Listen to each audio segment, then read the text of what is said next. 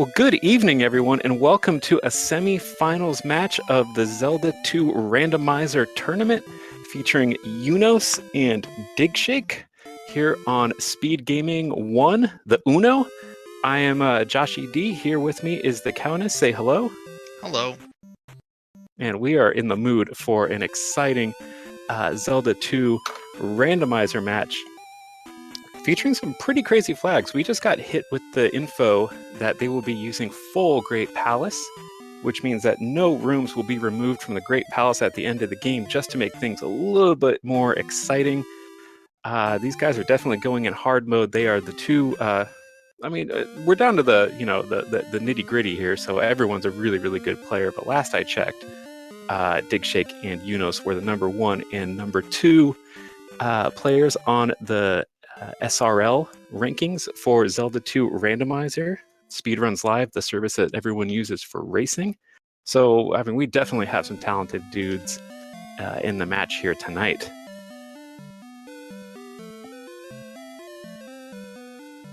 Looks like Digshake is number 1 on SRL, Unos number 2, and Nirm is number 3, and he is the other person still in this tournament.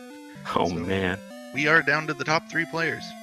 Yeah, so, no surprises right there. I mean, I think one of the surprises, I don't want to, talk too much about myself, but Josh ED making it tied for 5th was maybe the only surprise that came up.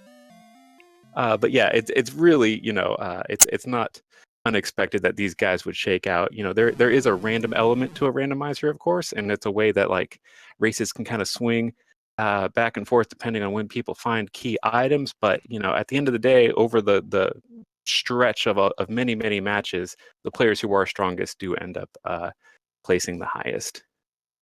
It's not completely random. I did ask our players for any pre-match comments. Digshake says, "I hope I don't lose," and I don't want to play favorites in here, but I don't hope he loses either. I hope I want both of them to win, but I know that it can't come down to that. That's too bad. That actually does sound like you're playing favorites, but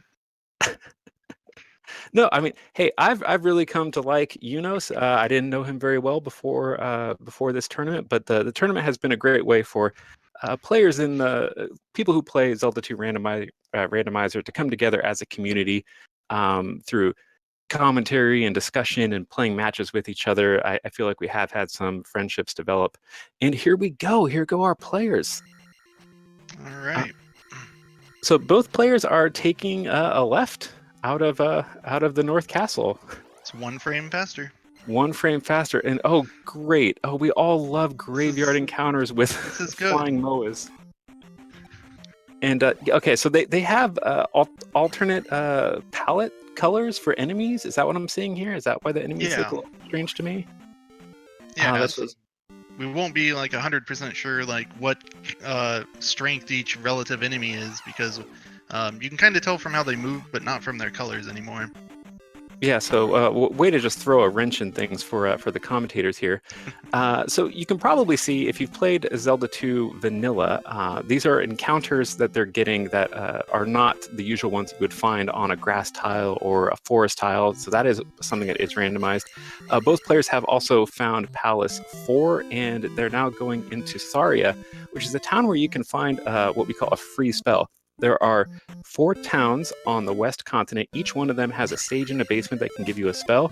2 of them are available as soon as you find the town, and the other 2 will be you'll be able to get the spell once you have found an item in a little bit of a fetch quest, and that will be the trophy for Ruto and the Water of Life for Mido or Mido, depending on shield.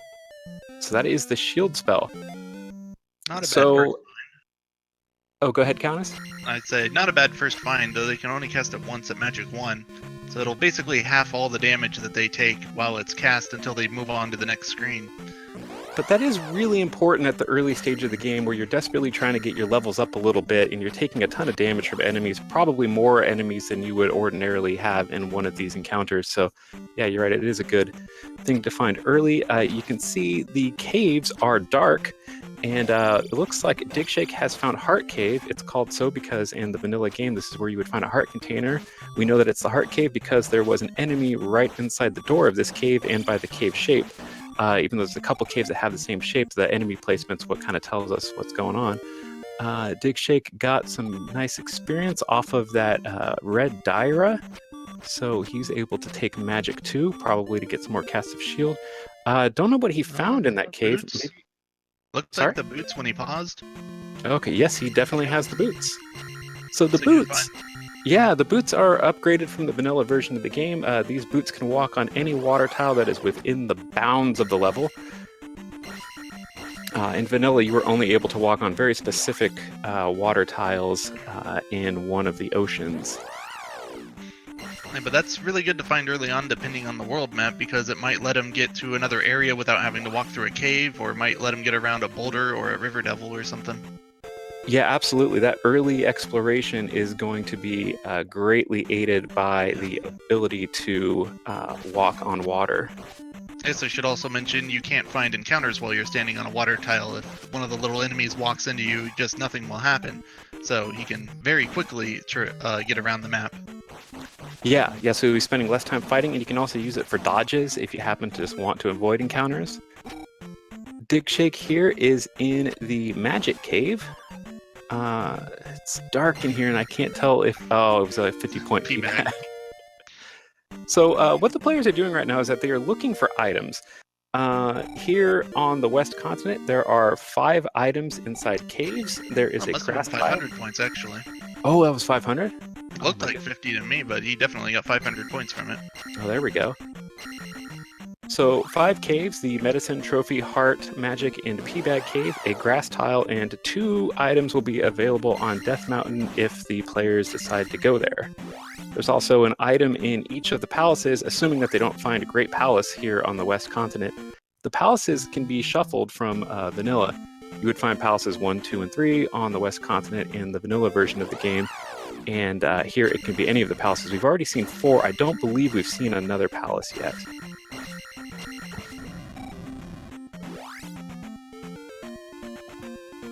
Yunus gets the boots. Excuse me, I'm just trying to pull up the chat so that I can see what people are saying to us. Countess, go ahead and talk us through. All right. So basically, they're right now looking to pick up all the free items that they can, which are basically everything in the caves plus the grass tile encounter. And what they're looking for is either the way to get the fairy spell or the magic key, as well as maybe the gloves. Just whatever they would need to get into a palace and start exploring in there.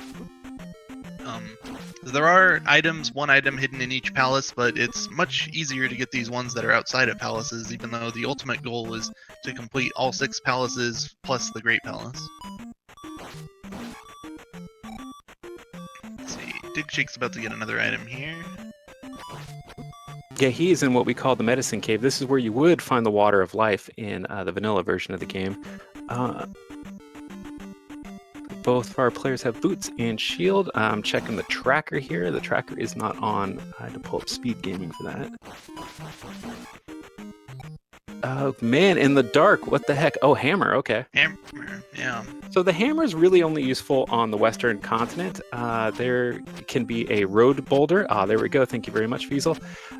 There can be a boulder that's blocking one of the roads. And then from 0 to 2, caves can be blocked by a boulder. And the hammer lets you break those open. Yeah.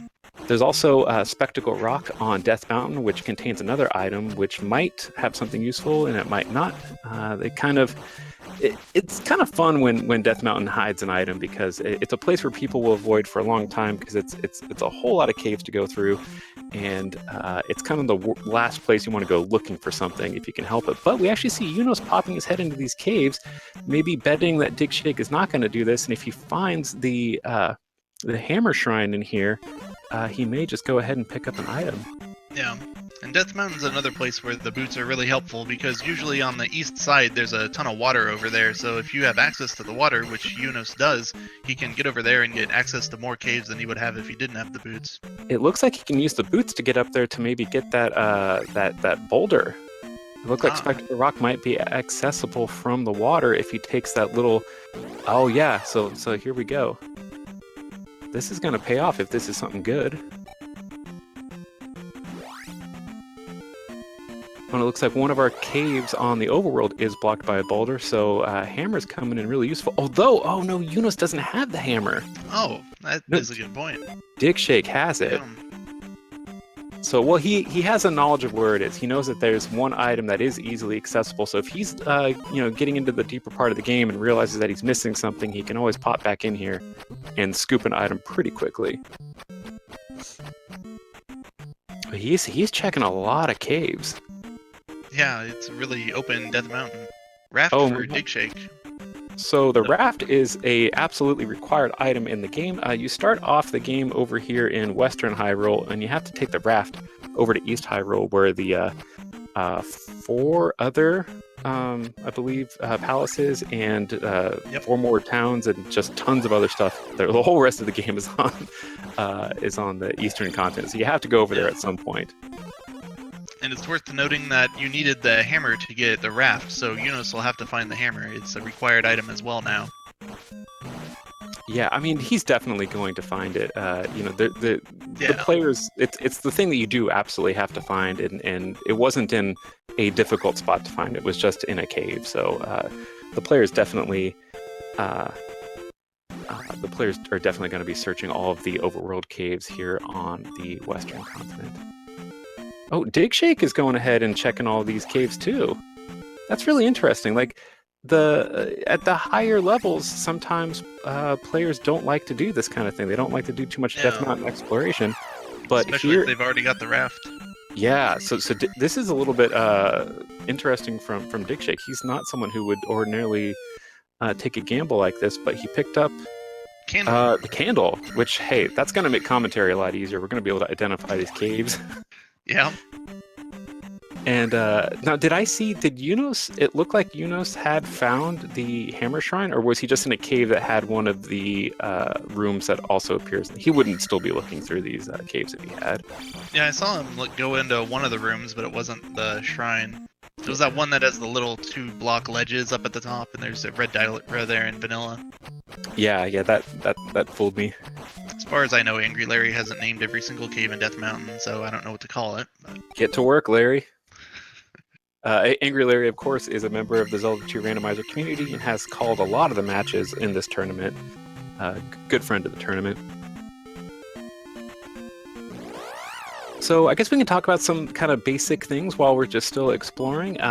This game is a Zelda game that has experience in it. You can see up at the top of the screen we have a sword, magic, and life, and then a number behind it. That is the current level that the players are at. You can buy those levels with experience points. So we, on Yunus' side, have attack 3, magic 3, and life 3. The magic is... each one of those boxes of magic is 16 magic points, which you can use to cast spells. The spell costs are shown when you hit the start button and look at your spell book. The life levels will reduce the amount of damage that you take. The magic levels will reduce the cost of the spells in your spell book to cast, and the attack levels will make you do more attack. We do have randomized life and attack, so your life and attack levels may not be as effective as they would ordinarily be. We're also playing with the flags that have a maximum 7 heart containers and randomized life refill when you cast the life spell. Just saw Dig Shake hop into Great Palace, and I know you said they saw 4. I'm not sure what the other palace is over here. Yeah, I haven't seen that yet. Palace 4 is not super useful to us because the boss of Palace 4 is Karok, which is a Wizrobe that has to be killed by reflecting his magic beams back at him, so we need the Reflect spell. Oh, Yunus spotted Palace 1, apparently. Okay. Palace 1 isn't too bad, but Palace 4 and Great Palace aren't the 2 you want to see in the Western continent. No, definitely not, and it looks like Yunus went all the way through the Hammer Shrine to get 500 points. Oh. So that's a little unfortunate. Yeah. I'm willing to bet that if Yunus had gone in here with the hammer, he would have just gone to Spectacle Rock, and then he would have gotten the raft, which I think was the item there. Was it the raft or the candle? It was the candle. Yeah. So I wonder if he would have continued looking in there. Like, if he found something easy, he would have felt like he got something for his journey in there and maybe not look through everything else. At this point, he's just going to do the frustrated walk all the way out of here because he doesn't want to dump that much experience, although it takes a long time to walk back out of the Hammer Shrine. So it's kind of making this 500 points take just a heck of a lot of time. There's your other favorite item. I enjoy the cross. The cross is an item that is going to make invisible Moas on the eastern continent visible, and that's really going to help because those guys do a lot of damage. Here we got the trophy cave, and a great palette on the Scoria. Yeah. This I kind of wish they hadn't done this, man. This game looks crazy right now to me. Big Shake died a half a step away from the magic jar. Yeah, I mean, he doesn't necessarily need to fight these things. He might just damage through these guys and grab his item and then up A out of here. Which is maybe something we should mention, that the up A is something that's going to be used a lot by our players. What it is, let's see what the spell was. He got the spell out of, what the heck's the name of this town? Ruru. Yeah, Ruru. So up A, if you pause the game and hit up and A on the second controller, it forces a game over, which warps you back to the North Castle here on the Western continent. If you're in a palace, the randomizer lets you do something cool, which is restart at whatever palace you game overed in, which is something that would ordinarily only work in the Great Palace in the in the vanilla game. Yep. Looks like Dig Shake's going to go grab the spell. So you'll notice when he gets this spell, it's going to put spell at the first slot in his spell book. That's because he got this spell in the first town that you're supposed to get a spell in the game. So the spell that you get from these towns is randomized, but its place in your spell book fits the location where you got it.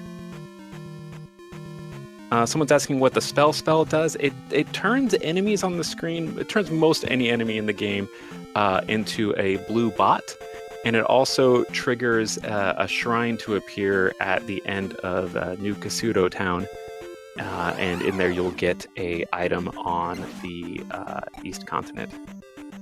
I think Dig Shake's got everything over here other than palace items and the item from the Hammer Shrine, which was a P bag, so he's going over to the East Continent now.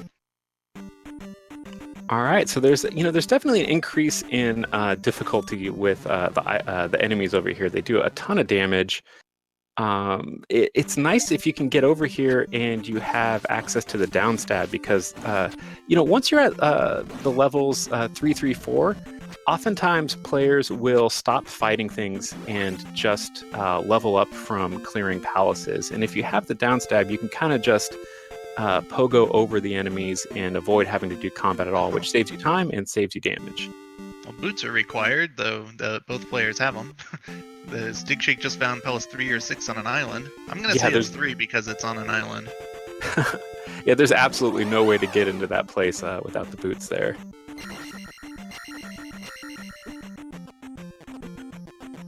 Oh, and so we see some Moas flying around on that swamp encounter that Dig Shake went into. He would not be able to see that if he hadn't picked up the cross, so thank goodness for that. He's here in a P-bag cave. This is a cave that in vanilla would have contained a P-bag. Items are now shuffled into these, so any of the large collectible items in the game can be found in here. That includes items that would help you get a spell and items that would ordinarily only be found in palaces. So we're going to see what this guy is. It's a heart container, one of only 7 available heart containers in this game instead of 8. Over here on the East Continent, there is the water tile, desert tile, and 2 of these P-bag caves that have items, as well as 2 items located on Maze Island and 2 items that can be found in New Kasuto, and that's in addition to the items that can be found in the palaces over here. Enos grabs, I believe, the hammer. Yep. So now he can go over and get the raft if he wants. I'm sure he does want, but... Oh, he's definitely going to want it. Yeah, we'll see whether or not he goes back into Death Mountain to get the candle. Because it wasn't too far out of the way and he knows where it is, so it'll only take a second. He may check it before he goes east. Yeah, the way The way this game has changed from previous versions is that the items that can help you unlock spells is those items used to only be able to be found on the overworld. Now they can be found in palaces. So the meta has changed a little bit, that people prioritize finding available overworld items first to see if they actually need to do further exploration in palaces. Just because items in palaces can take a long time to get, and sometimes if you don't have the magic key, it'll cost you a lot of fairy spells. So if you can prove that you don't need to go digging through palaces for items, that's a really good thing. But we can see here how both these players are playing well, doing good exploration, but just because Digshake had found the hammer before going into Death Mountain has really changed the way this game has gone, because Eunice has spent a lot more time going through Death Mountain, and Digshake has kind of broken out to a lead. Yeah. Also, if he'd found the hammer and then broken that boulder to access the cave, he might have had the raft and then never gone into Death Mountain at all. So it's really interesting how the order that you find items in, which really could just amount to walking left or right on the overworld, can drastically change how your exploration goes. Because you can find all the same things, but if you find them in different orders, it can just speed up or slow down your game. Digshake finding the other palace 3 or 6. We can identify that by the shape of the pillars. And Old Kasuto, which this is a free spell. So that leaves 2 and 5. One of them's in Valley of Death and the other's on Maze Island. Yunos now making it over to Eastern Hyrule. Was that the life spell or the reflect spell that he got out of there? Reflect. Yeah, he found life at whatever town he was at before this. Oh, he was in Naburu, right? Oh, that could be. I saw him in the basement, but I saw him getting water for a lady, so I'm pretty sure that's where he got that spell. So reflect, required spell, yep. And that's really great because we know where Palace 4 is, which is, as we mentioned earlier, the palace where you actually need to use the reflect spell. We haven't found jump or fairy yet, so we can't get down step. Ooh, there's the glove on the desert tile. So the glove is a basically required item. It allows you to break certain blocks in palaces, which would ordinarily inhibit your progress. All you have to do is stab at them if you have the glove. Doesn't really make sense that the putting a glove on your sword helps you break blocks. And not all palaces are guaranteed to have glove blocks, but there's just so many rooms that could block you that it's essentially a required item.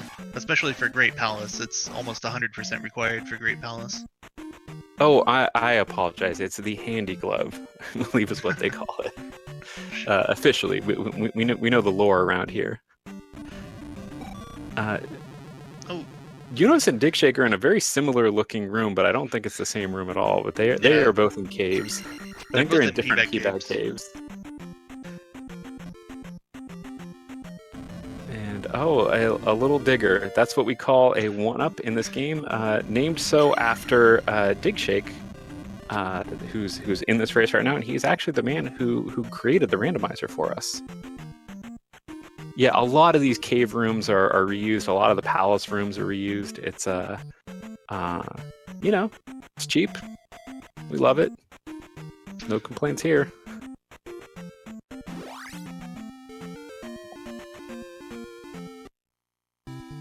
So Yunos, he seemed a couple minutes behind, and he may be, but this is really not a significant difference in time. Ooh, we have Digshake here in New Kasuto. He had enough magic containers to appease the woman here at the front of the town, who's going to let Digshake into the basement to pick up yet another magic container. As we said, each one of those is worth 16 magic points. Yeah, and then Randomizer, that lady can ask for anywhere between 5 and 7 containers, so apparently in this seed it is 5. That's all Digshake had. Yep, there's also a free spell, which he's just going to go into this house, and no one's home, and he's just going to wander into the basement and find someone who actually, I guess, is home, the sage in the basement, get a free spell, going into the fireplace. This is the last free spell, so it's fire. So that means they're gonna need to keep searching for items because they need the thunder spell to complete the game, as well as they need to find either the magic key or the fairy spell to complete the palaces. Yeah, you are guaranteed to find either the fairy spell or the magic key before you're forced to go into a palace. Which, I mean, might not make tons of sense unless you played the game a lot, but the game makes sure that the game is beatable. So it's going to give you a way to get through locked doors. Because okay, well, maybe it's the water of life that we need. This game seems to be handing players what they need right when they need it. There's no guarantee that this is gonna get them the spell that they need. And in fact, I didn't notice if anyone found Mito over on. Yeah, I mean, they probably only were in. If they went in there, they would have been in there for 2 seconds because it wasn't really necessary that they go deep into there since they didn't have jump to get down stab and they didn't have the water of life anyway. Yeah. But locked doors inside the inside palaces is really something that's going to be a major factor in this race. You need to get through these locked doors because they're just all over the place. So the magic key will open any one of them, and that's the best thing to find. Otherwise, you have to use the fairy spell to turn yourself into a fairy, and you can go through one door. I mean, you could go through several if there was more than one on the screen, but that's not the case. And fairy can be really expensive, and that means you'll either need to find magic refills or you'll need to take an intentional death to refill your magic. So there's a good chance you'll only be able to get through a couple doors when you go into a palace unless you happen to find a key after the door that you ferried through. So it can really slow down the game or give someone a huge advantage if they happen to have the magic key and the other person only has the fairy spell. But we're going to need one of those. I kind of wonder if Digshake should have done an up A to go check the Water of Life, because there's a 2/3 chance that he would be able to get down stab as well. But on the other hand, if he gets Thunder, it's not really going to help him right now. Be nice to have, but he'd still need to look for other items. I mean, down stab. All he has available still, I think, is Maze Island. No, he found the grass or the sand tile. That was the glove. Yeah. I kind of. He has the boots, so Maze Island's going to be 2 pretty quick items. If he happens to go in there and find the trophy as well, that's another spell item. It's true that he could have just up and gone over there, but I think he just wanted to wrap up his exploration because he basically found everything on the East Continent. Oh God, the magic tile. Holy cow! He was missing. That's what he's missing. Oh, look at that useless river devil over there. Somebody take a screenshot of that and tweet it at DreamDig. He's just sitting in the corner, keeping to himself. Dude, I wish there was an item in that cave there. Yeah. Would they have to take a raft up to get to? That's the best cave I've ever seen. Yeah. And the water tile, so he's gonna start on Maze Island. It's in a huge cemetery somewhere over there. Okay, so let's explain Maze Island here. Maze Island is a bunch of road that has these invisible encounters. And the encounters can either be fight screens that you have to do combat in, or they can be pits that will give you an item. So there's 2 pits here, and I think you knew the number. It was something like 7 battle encounters that you can get into, which those suck and they take time. But if you have the boots, you can usually circumvent them. So finding your items here on Maze Island is a lot more simple when you have the boots. So he's just going to step on every bit of road that he can until he finds the 2 items here. We don't know if they're going to be really good, but you might as well check.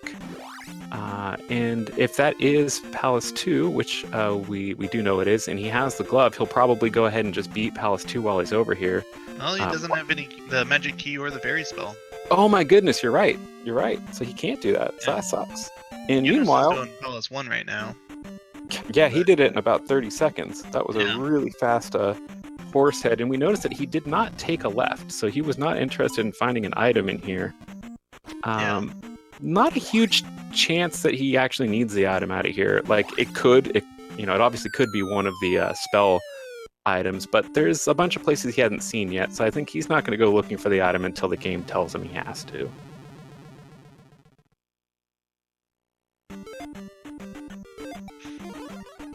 And so it's going to be really difficult for us to determine, probably for a while, like who is in a lead. And if anyone is in a lead, it's a pretty minor lead at this point. Things can shift pretty quickly still because of, if Yunos places a couple gems, he's going to lose that time when he goes here to Maze Island and starts looking for items. So, like any time gained is probably going to be traded back and forth for a little while.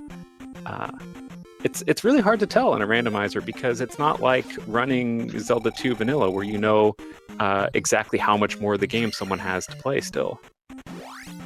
Yunos is going into Palace 4.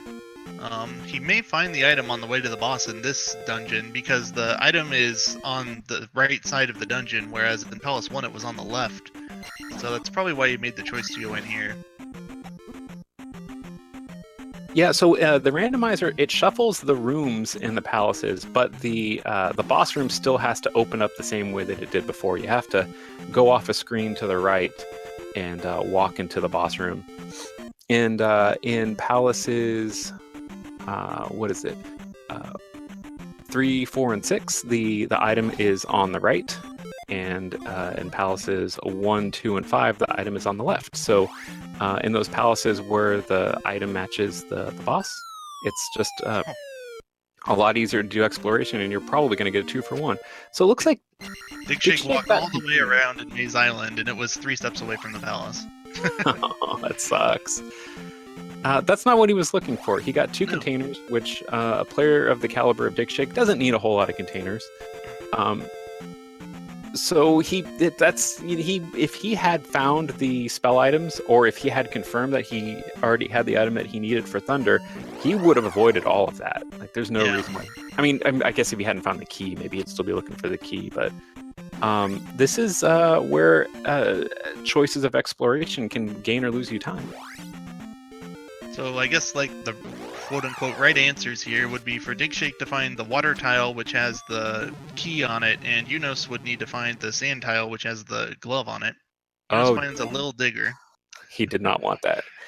But you can see him there using the up A to just take himself back to the beginning of the palace to avoid having to walk back out of that room and just take another path through here looking for Karok, the boss of this game.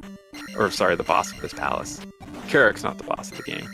Looks like Digshake's probably gonna cash in the medicine and/or check some palaces. Oh yeah, Mita's right here. And dude, if this gives him the fairy spell, that's gonna make things a lot easier for him. It'll just make his explorer. If he doesn't find the fairy spell, he'll go find the key, and it probably won't take him too long to find it because it's just sitting on the water tile. Mm-hmm. But like, what might be interesting is if he finds the thunder spell, he will probably complete this seed without fairy or jump, which may slow him down in places. But he won't have downstab at all.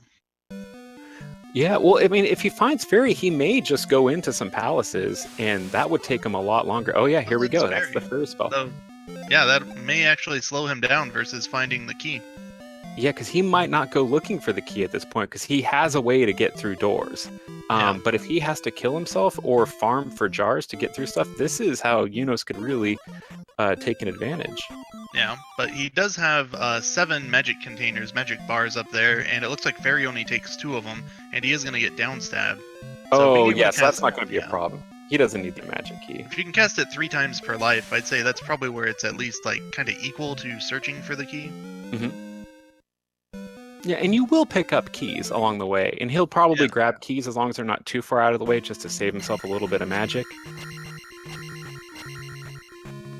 Here we are. We are reflecting the beams back at, baby blue Karok? Teal Karok? I can't tell exactly. Really funky color. I see in the chat people are asking about the tournament. Maybe we should talk about that. The tournament started with, I believe, 32-ish players, and it was broken up into an initial phase of Swiss play, where everyone played 4 matches, where people were matched up with players of equal record at that point in the tournament. And then players who had 3 or more wins out of the 4 matches were automatically seeded into this single elimination 16-person bracket. And players who had 2 wins out of that did a big play-in race where the top, 12 times, something like that, were able to win a place in the final bracket. Yeah. Sick. We got the flute for the useless river devil. Yes, this is Palace 1 then. Yunus did not find that item. It looks like he's going to look for it though. He just entered Palace 1 again. It's kind of interesting that he's looking for Palace items when he still has a free item sitting on the east. But Palace 1's item doesn't take too long to grab. Yeah, I mean, the palaces aren't exactly sized according to their number, but Palace 1 is the shortest. Yeah. That's for sure. Yeah, Dig Shake is, he's doing just fine with this fairy spell. And honestly, like, if you're killing a few small enemies along the way, you'll probably find a blue jar, and that's half your way to another fairy cast. I guess here's an interesting question that isn't really relevant, but like, if they hadn't found a way to get downstab, but they had to go through a full Great Palace, do you think they would look for a magic item to get it?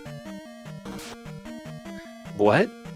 Like, they have to go through full Great Palace in this one. If they did not find fairy or jump, do you think they would look for it in order to get downstab to make the palace tolerable? Oh my god. So that's a... I mean, these guys play risky. You know, we've definitely seen Dig Shake beat Seeds without getting the fairy spell at all. I mean, but the Great Palace is so big, and there is a lava room where you might possibly need. Yeah. You might need fairy. I mean, without downstab either, they would want it at some point, and they might even be forced into getting it in Palace 3, which you do need downstab to get through that crazy room of blocks, I believe. Yeah. Oh, but Buzz Thunder, this is full Great Palace. The guys have chosen to play with full Great Palace. So yeah, so it's the same flags as their last 2 races, but they have full Great Palace and they randomized the enemy palettes. Yeah, they wanted this game to bear even less resemblance to vanilla. These tin hats are hard to see against the background. Tin suits. Tin suits. Tin hats. I don't know any No. The tin hats are those crazies on your Facebook feed. I need Navi to tell me what the enemies are called. That's why I don't need the enemies in any of the Zelda games other than Ocarina of Time. As much as people make fun of her. Like, I don't know any Twilight Princess enemies. Midna doesn't tell you anything. No, Navi's got the lore. Alright, so... It's nice with this palace, I'll say. Dig Shake is currently in Palace 4, and Yunus is picking up the fire spell. In earlier phases of this tournament, the fairy spell was linked with another spell, so that way if you got it, it might possibly be useful. The fairy spell would the fire spell would cast fire, and it would also cast shield or jump or whatever else it might have been linked to, which opened up some interesting possibilities because as you take magic levels, fairy gets very, very cheap at high levels, so you could end up having an 8-cost thunder spell, for instance, and so you're just blasting everything like crazy, or just all of the fairy casts that you could ever want. I've never gotten to play one with thunder and fire linked, but that always sounded really fun. Dude, it's the best. It's amazing. Just take magic levels instead of attack levels and just kill everything with thunder. Why would you ever stab anything at all? The only thing you'd ever need to stab is Thunderbird and, I don't know, Guma with the bosses. Yeah. But, other than that, you're going to do great.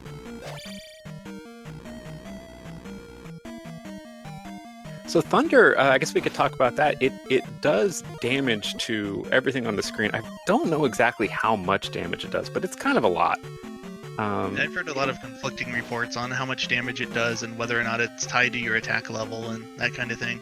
I mean, sometimes it doesn't kill the blue iron knuckles, and sometimes it does, and maybe that's randomized enemy HP. Maybe it is tied somehow to your attack levels. We'll need someone in the chat probably to answer that. But again, we've heard people tell different stories on it. Yeah. But it's a way to like fast farm some of these encounters and just level up really quickly. Oftentimes you'll get these orange Lizalfos encounters on the East Continent, and if you can just get 3 of them on a screen, blast them for 900 points, you're just rolling in dough.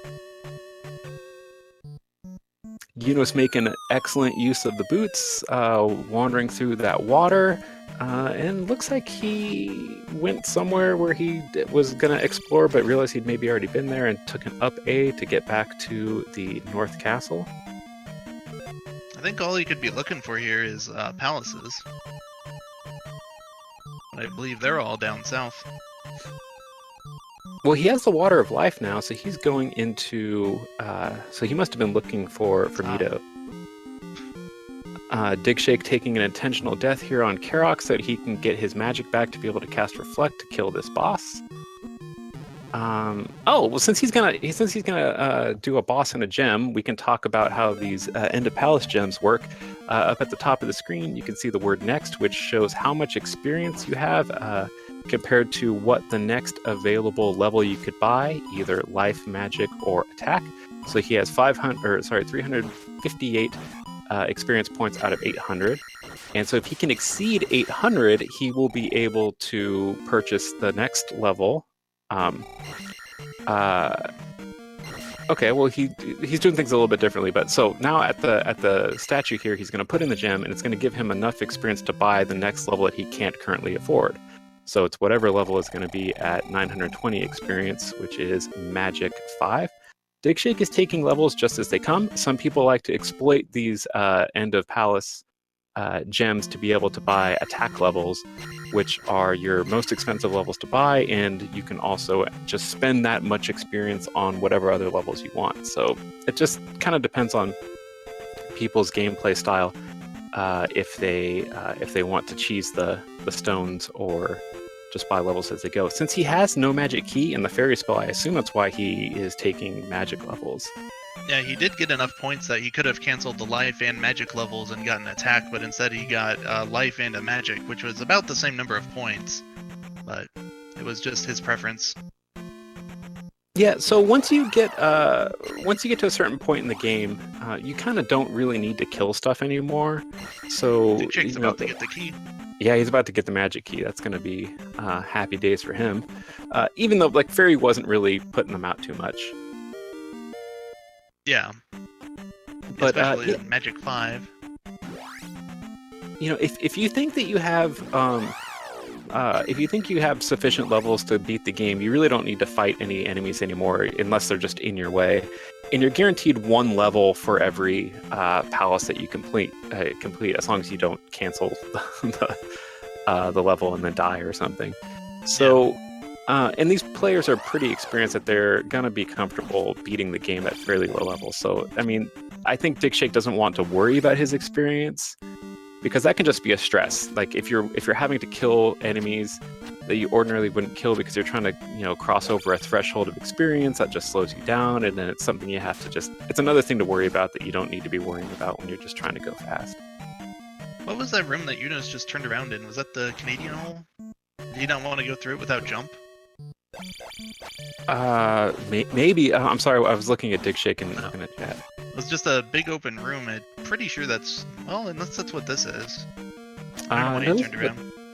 Oh, so Yunos is showing that he is experienced at jumping the Canadian hole. What? Does he not have gloves? He does not, actually. Oh, wow. How did we not really pay attention to that? So he has not found the desert tile. So, bro, what are you even doing in this palace? Yeah, I don't know. It's hard to say if he lost track of what he's uncovered or not. He might not have realized that he didn't have glove because it hadn't been an issue yet. But so I mean, this palace could be beaten without the glove, but this is one of the ones that has several rooms that are glove blocked. So if he does get glove blocked, that means that every moment that he spends in this palace is a total waste, and he's going to have to do again. There, yep, he's running into another one of them. I think he's gonna. No, he was doing the shimmy. He started to leave, and then he went back in. Well, we'll see where this takes him. He's significantly farther in the tournament than I went, so I can't tell him that he's making a mistake. But this is a risky play. This is risky.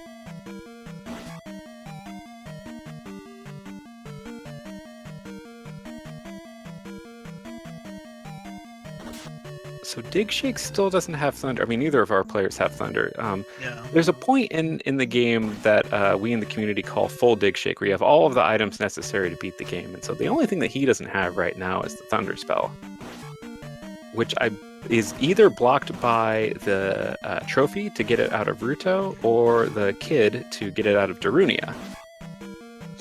Yeah, so typically full Dig Shake is the glove, the key or the fairy spell, and then Thunder and Reflect and the Raft. But this seed also, of course, required the hammer and the boots. Yeah, there's the strictly required stuff, the stuff that's required every time, and then there's the stuff that is potentially required. Wow, we found in a palace, we found the trophy, so he's got access to another spell. I mean, he's got a really good chance of this being what he needs. This is Palace 3 that we're in right now. We can tell by the room.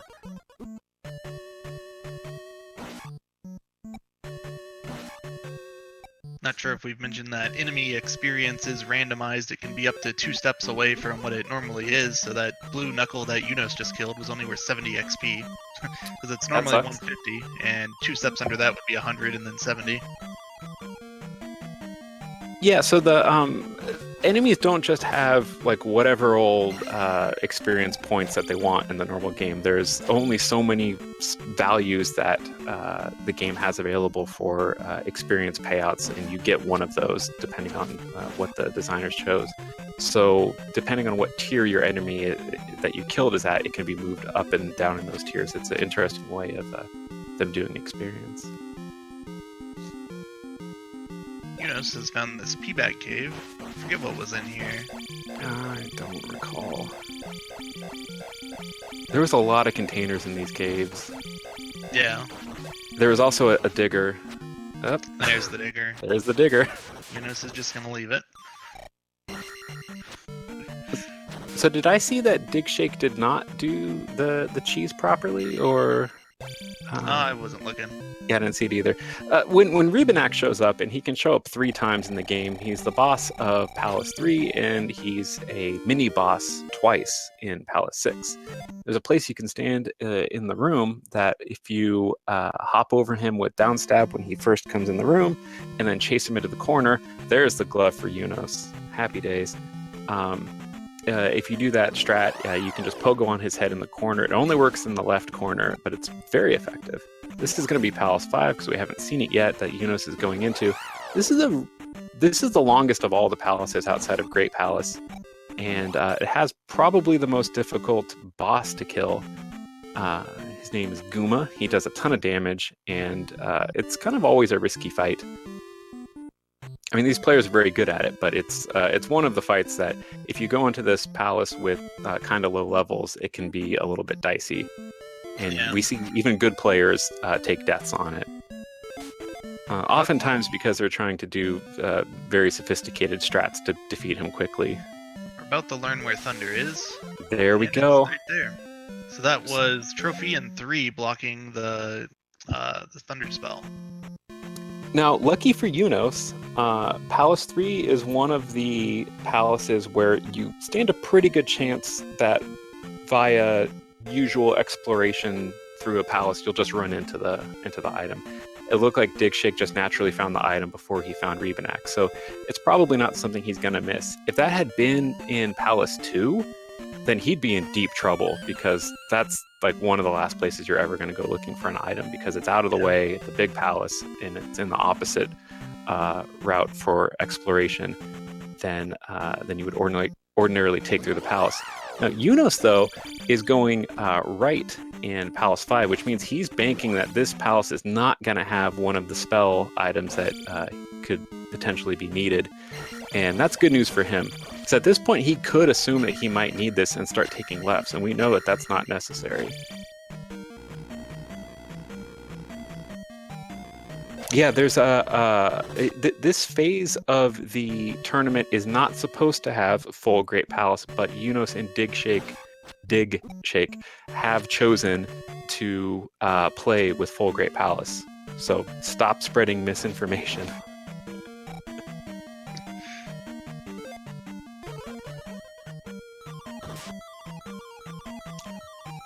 Oh, so you can see there as Dig Shake took the ferry through a locked door, that you still open the door if you have a key, but you could have flown through it anyway. Estimated time is somewhere around 90 minutes probably for hard flags and full Great Palace. Could be less. Hard to know. This seed is going pretty quickly though, so I would say that if this had been a mega trolley seed that wouldn't let you get far without an item that was buried in a deep and difficult spot, it could take longer than that. But I'm expecting that this will come in under 90 minutes. Dig Shake also made the jump over the Canadian hole, which is an invisible hole in that room there in Palace 6. Damn, these guys are good. I just assume that jump's impossible without the jump spell. I can't do it. I might have done it once, but it's super difficult. I can usually do it, but it's really hard if you got the ugly palace layouts, the tiles, those ones that are all vertical lines, so it's hard to count. Oh yeah, so in the pretty regular comfortable with it, with the one that Dig Shake's got. Yeah, absolutely. So the game ordinarily has specific palettes, brick patterns and colors for the palaces, so you can tell which palace that you're in, and just to make it interesting. In the randomizer, it can swap the colors and the kinds of bricks and backgrounds that you have. So in the vanilla game, you could definitely count the bricks on the floor and know when to jump. But in some of these palaces in the randomizer, you no longer can use those guides to know where to jump. So the people who can do it have clearly put in the practice to make that jump without being able to cast the jump spell. Now, Yunos was taking a left. I don't know if he was forced to or if he was just curious.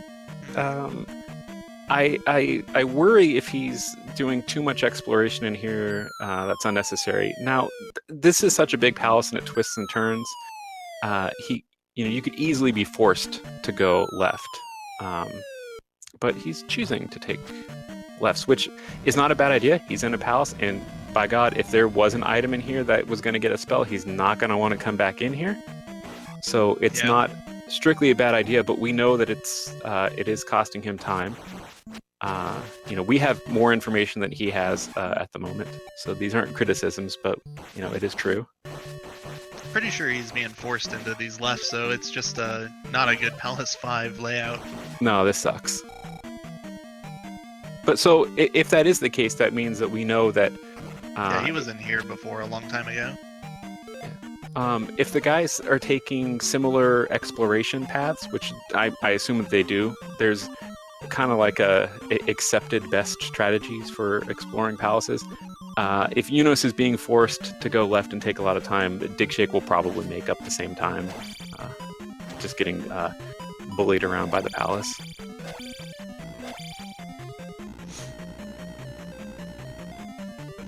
You guys, the name is on the screen. It's DIG Shake. Stop it. We're adults.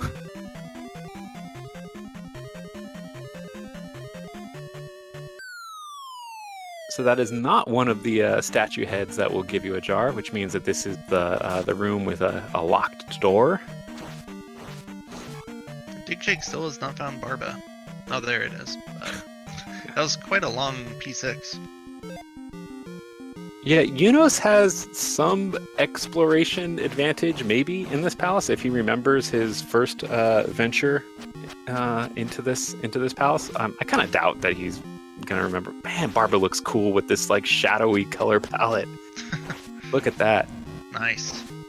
Barba's one of my favorite bosses to watch the fights for, because there's about 50 different ways that you could choose to fight Barba, with either jump or non-jump strats, down stab strats, and just people being more or less aggressive in how they move. So it's a way that people can be creative and showcase their own abilities fighting Barba.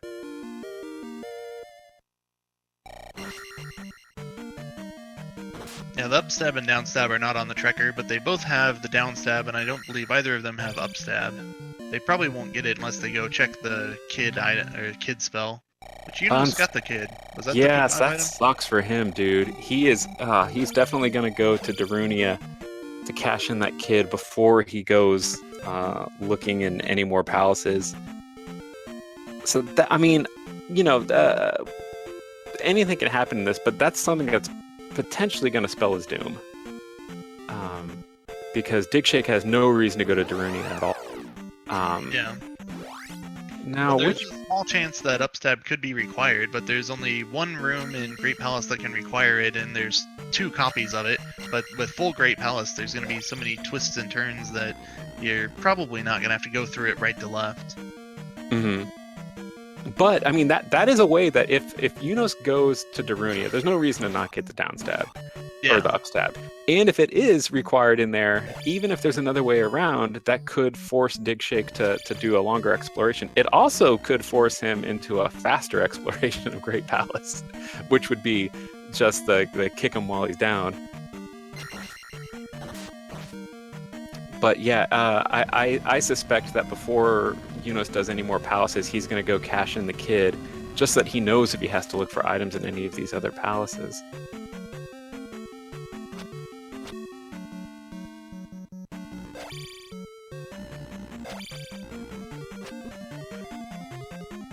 But we're just going to have to see. Okay, do we have a Guma fight? Yes. Let's see. Let's see how good. Oh, downstabs. Damn. I've seen people doing this, and yeah, and they get wrecked. Dude, cast shield. Okay, he did. He's got life queued up as well. Smart stuff. So these are those boutique strats that I mentioned that could get you into trouble fighting Kuma. No, don't die! Okay, so he has 1 life left. He's gonna fight this a traditional way. He tried to get a quick kill. God bless him for it, but he's gonna play it a bit safer now. Use something more consistent. Or maybe not. Oh, he's wrecking him now. This happens all the time where someone starts styling on Guma and they die twice, and then they do the same styling but just wreck it on the last one. Like they just needed to warm it up. But that looks maybe they great. were just putting on a show the first 2 times, and then they did it for real the 3rd time. So good. I mean, I don't learn any strats in this game. Like I've never learned a strat, I don't think, properly. But I kind of want to learn how to do that because it looks so good.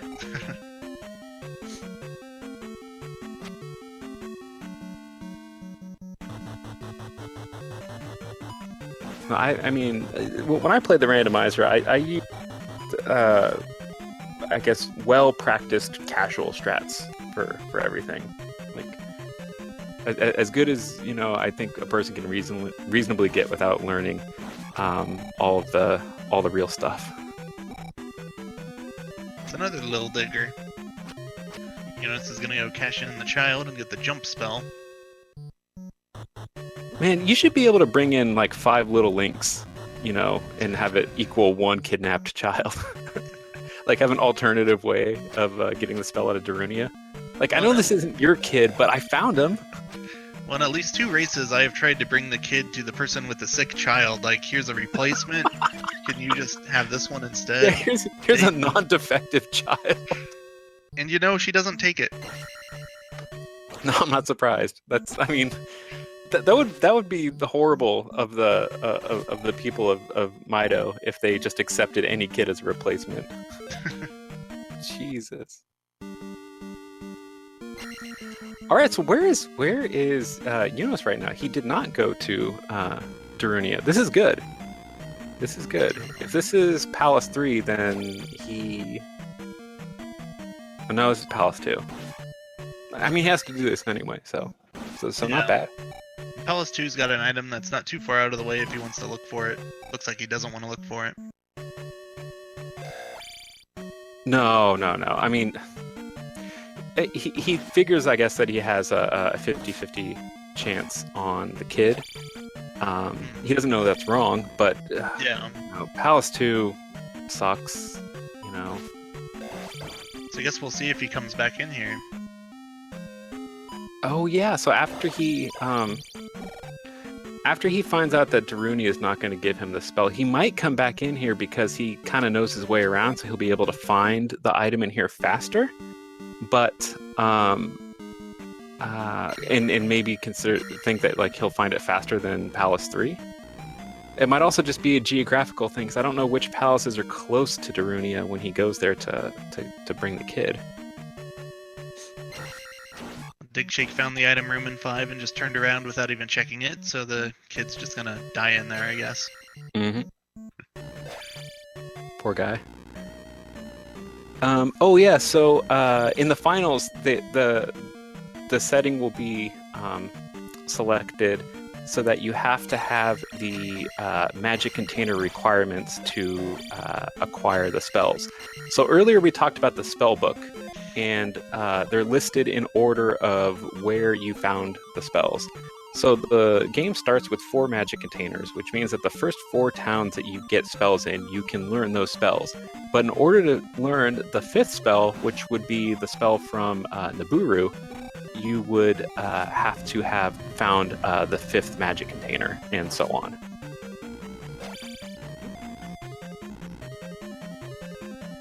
Oh, Coach Crab is saying that Digshake is almost full Joshy D, at least as full as you can get in these settings. Just missing 1 heart, but I don't know if he'll find it. Yeah, not likely. Digshake's done looking for items at this point. Yeah. I think it would have to be the Palace 2 item. I think we've seen everything else. And then Eunice just defeated Helmet Head, I believe, in Palace 2. So let's see where he goes now.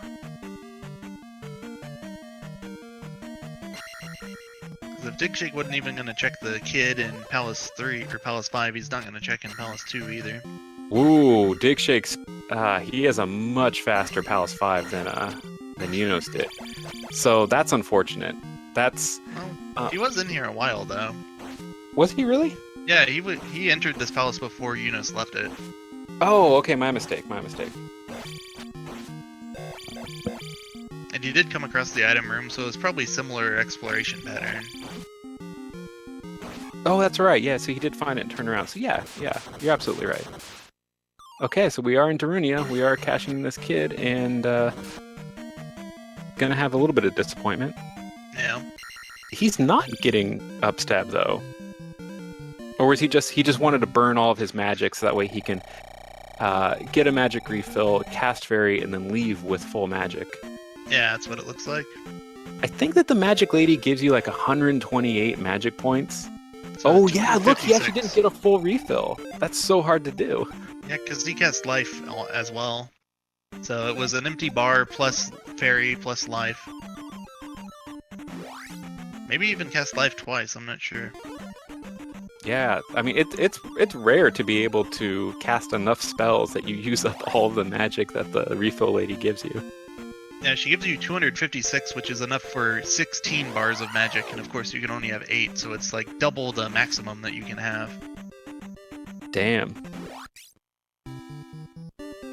Oh, red jar is 128. Digshake's getting upstabbed. He's not gonna take any chances. I mean, why would you? You know, it's a smart move. Yeah. You don't want to end up getting into Great Palace and then get trolled like that. Eunice is learning a hard truth right now. Yeah. So he's got 3 palaces he hasn't cleared, and he also left a couple items behind, I believe. I don't think he got Palace 1 or 4. Maybe 4. Oh, yeah, so Larry's bringing up a good point. I think Red Jar is maximum 128 if you have all of your jars. Is that correct? But it actually only refills you as much magic as you could possibly have at the time, depending on your magic containers. All right. So that's something that we could talk about right now. There's drop counters, kind of like in Zelda 1. So every 6th large enemy that you defeat will give you a drop. That's actually randomized in Randomizer, but let's not talk about that. Ordinarily, every 6th enemy would large enemy would drop a 50-50 chance of a 200-point P bag or a red jar. The red jar filling up as much magic as you could possibly have at the time. And then every 6th small enemy has a 1/8 chance of dropping a 50-point P bag, and all the rest of the time dropping a blue jar, which refills 16 magic points. So Digshake found the jar in Maze Island and then went around counterclockwise to find the heart right by the palace, and Yunus is doing the opposite, it looks like. He found the heart container first, now he's gonna go around clockwise, and I believe the jar is over by the palace as well. Ah, damn. Yeah, this I mean, Yunus is making the exact right choice right now. He's looking for spell items in places where he can easily get them, and it's just unfortunate that this is not where he's going to find what he's looking for. So that's the kind of heartbreaker sometimes in a randomizer is Zelda 2 randomizer. The middle. Okay. I think spent less time on Maze Island than Digshake. He did. Yeah, so he's going to make up a little bit of time here. But you have to make choices to go to places that have a possibility of finding an item. And so you make decisions based on where can I go with the greatest opportunity for me to find items that I'm looking for, or where is the fastest item I can currently get right now, because you don't know what's going to be there. It can be anything. So looking for these items on Maze Island, like, we know that these are bunk items that, well, they're not bunk, but he doesn't need them right now, but it's still the right choice. Yeah, and Palace 3 is normally going to be one of the last places you check for an item, just because it could be, you just don't really want to go in there, especially earlier since he didn't have the glove. I think he tried to go in there, didn't he? Or was that just 6? 6, yeah. Okay. And what palace is this that he's in right now? Is this 2? 2, yeah, which he's already cleared, but he didn't get the item. Oh, dang. So Yunus, if he picks up the heart, will be as full Joshy D as he can get. That's great. So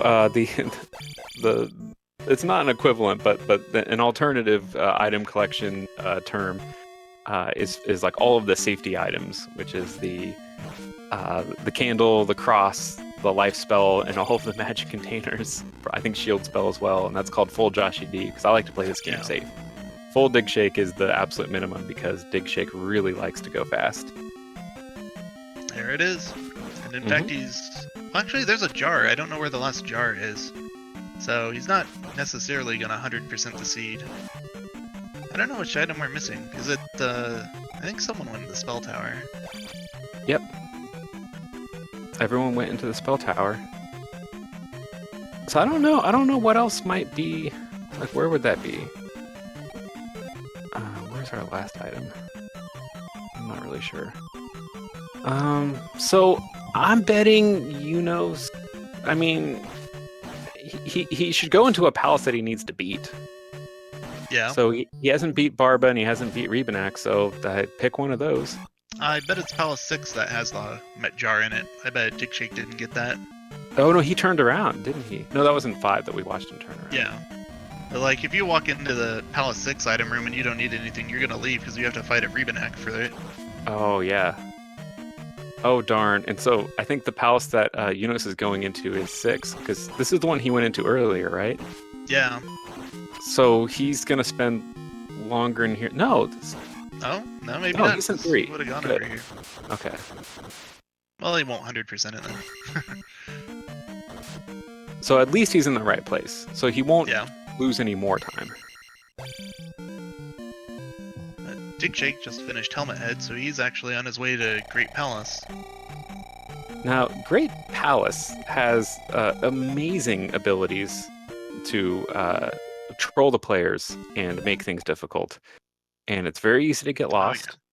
and it's very easy to loop around. It's very easy to die. Now, these players have a lot of life and a lot of magic, so them dying is probably not as big of a worry as it could be, but they can get lost for a while. And because the Great Palace has so many drops in it, and the drops can take you forward or back through the palace, it's possible for someone to take a drop that someone else didn't take and then find just a much faster way through Great Palace. I don't know if Digshake can accidentally lose like 10 minutes in here, which would be about the time probably that it's going to take for Yunos to catch up. But it could happen. It's kind of going to depend on if Yunos comes in here and thinks he's behind and goes like left in that fairy room and finds Thunderbird pretty quickly. Yeah. But if they both take the same exploration paths, I don't know if Yunos can catch up.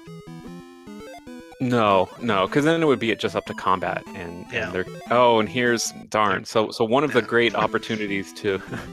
Well, he might save 30 seconds not going down there. Yeah. Digshake found a dead end, so he's going to be forced left. The players are going to try to go right as often as they can, and if they can't go right, they're going to try to go up or down. And then, as a last resort, they're going to go left. That's just because you're going to find Thunderbird and Darklink by going right. So why go left when you could potentially be finding Thunderbird right away? Here's one of our drop rooms. Yunos has the trophy. That's good. He is on his way to getting the Thunder Spell, which is necessary to beat the penultimate boss of the game, Thunderbird, which is in this palace, which is required to beat the game. So we know that Darklink, which is the final enemy in the game, is somewhere along a path after Thunderbird that you can't have found in any other way besides fighting Thunderbird.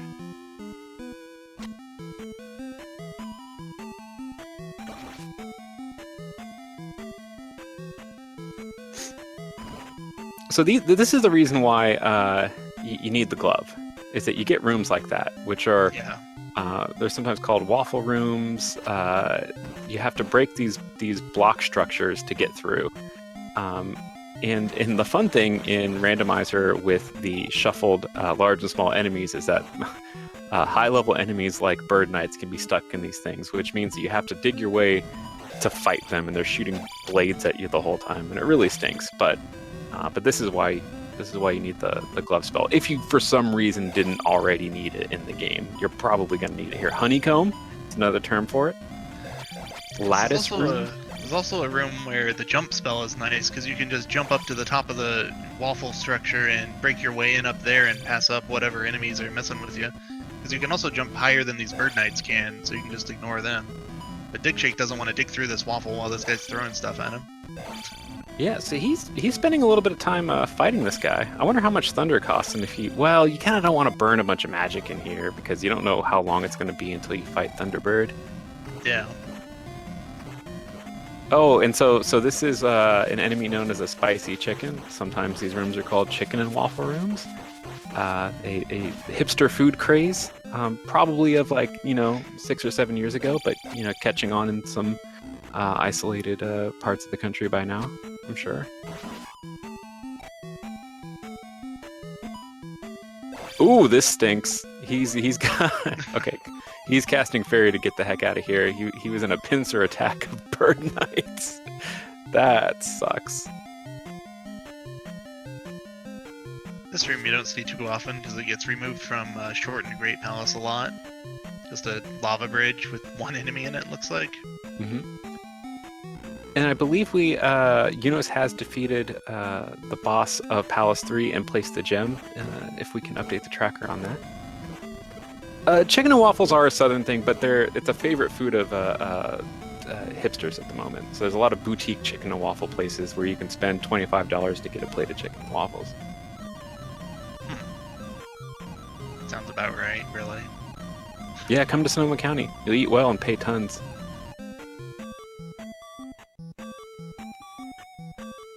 I mean, I got some Eggos in the freezer and some, I think some frozen chicken too that I could cook.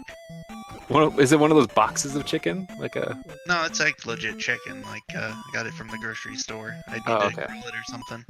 Oh, gotcha. Okay, so let's talk about these bullets here on Dig Shake's screen.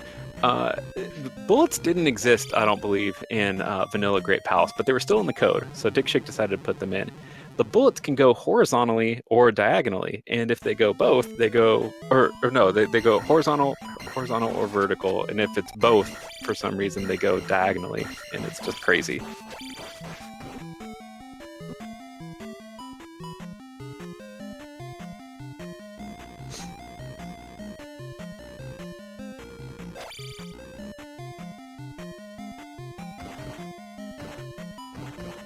Oh, what, were you doubting my hipster food credentials? Come on, you guys. No worry, we corrected him. California, the ban on foie gras just got reinstated. That sucks. Oh no. Oh no. All right, more bullets on a bridge. Luckily, not enemies in here. These rooms are just so tame compared to those other lava rooms, the ones that have the break in them. Guess they're collapsible floors, not actual bridges, but those always have so many enemies in them. Looks like Dig Shake just ran into some one-hit bird knights, so we can't tell that those bird knights were supposed to be orange. Orange bird knights don't exist in the vanilla version of the game, but they were in the code, so Dig Shake put them in. It's a trend that we find. And they have one hit point, so if you hit them at all, they die.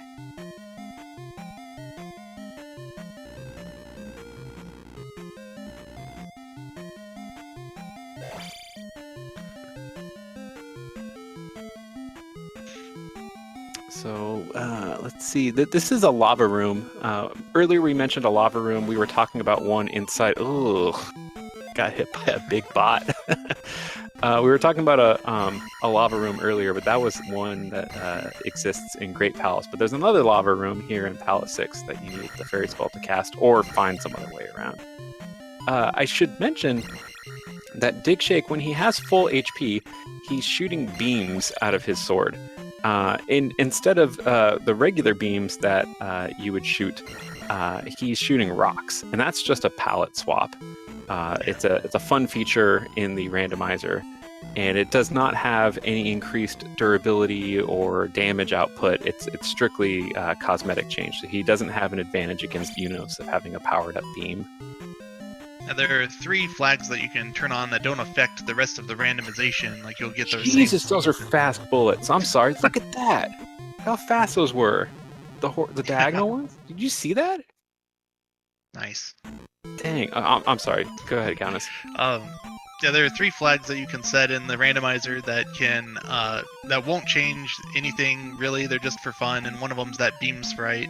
There's also a quick spellcasting flag where you just push select without bringing up the spell menu, and it'll cast the last spell you selected. That's kind of annoying in vanilla. Every time you want to cast something, you got to pull the menu up first. The other one is the random tunic color, which Unos is using and Dig Shake is not. So that changes Link's color. Yeah, there's a bunch of fun features that were put in the game, like community hints, so that way when you talk to the sage in the basement, they'll say something funny. But most of the other changes to the game are put in there strictly for speed and for racing purposes. So, for instance, when you go into a building to find a spell, Dig Shake has eliminated the totally useless room that you walk through, just like going through the house to find the basement. Yeah. A lot of things like that were tightened up in the game just for just in the interest of going fast, and fast spell casting is one of those features as well. It does mean that if you have a really cheap thunder spell, you can just spam thunder like crazy. Unos has found Barba, so he's going to be entering Great Palace soon. So all Dig Shake has over him right now is the exploration advantage. Which is significant. I mean, he's been through a ton of this palace, but if he, ends up taking a game over, exploration advantage or no, he's going to go back to the beginning of the palace.